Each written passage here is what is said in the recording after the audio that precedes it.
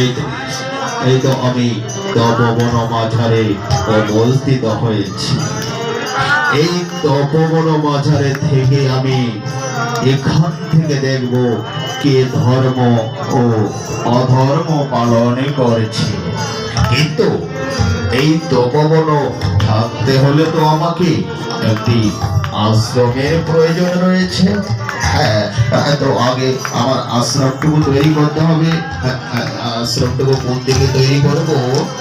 এই তো এই তো ঠাকুরগাঁ জেলা মহেশপুর শর্মাপাড়া।